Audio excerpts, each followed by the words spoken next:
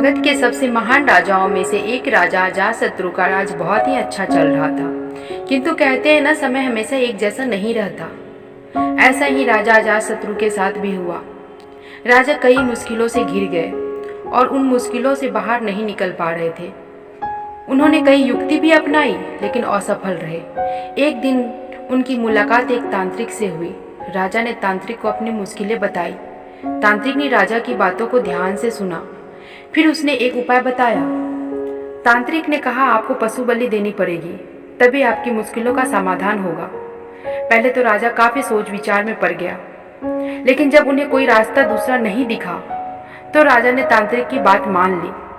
तांत्रिक के कहे अनुसार एक बड़ा अनुष्ठान किया गया। पशुओं को मैदान में बलि देने के लिए बांध दिया गया। संयोग बस उस समय महात्मा बुद्ध मगध की राज्य की राजधानी राजगीर में पधारे हुए थे।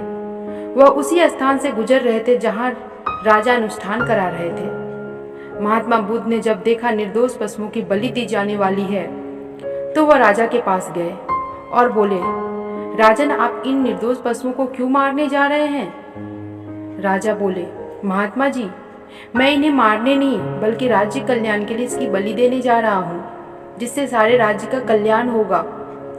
फिर महात्मा बुद्ध बोले, क्या निर्दोष जीव की बलि देने से भी भला हो सकता है? थोड़ा रुककर महात्मा बुद्ध ने जमीन से एक तिनका उठाया और राजा को देते हुए बोले, इसे तोड़ कर दिखाइए।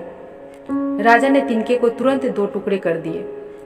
बुद्ध बोले, अब आप इसे दोबारा जोड़ कर दें। राजा बोला, महात्मा जी, यह आप कैसी बातें कर रहे हैं? इसे तो अब कोई दोबारा नहीं जोड़ सकता।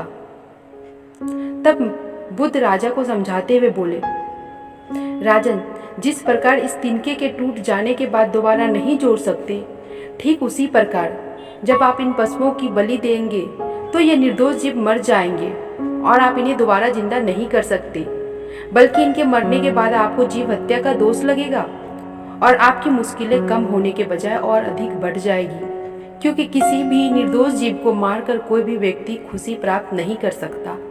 आपकी समस्या का हल निर्दोष जीवों को मारने से कैसे हो सकता है? आप राजा हैं और आपको सोच विचार कर निर्णय लेना चाहिए। अगर आप सच में अपनी मुश्किलों का हल चाहते हैं तो दिमाग से काम लीजिए। मुश्किलें तो आती जाती रहती है, यही जिंदगी का सच है। किसी निर्दोष जीव को मारने से समस्याएं समाप्त नहीं होती, बल्कि उसका हल हमें बुद्धि से निकालना होता है।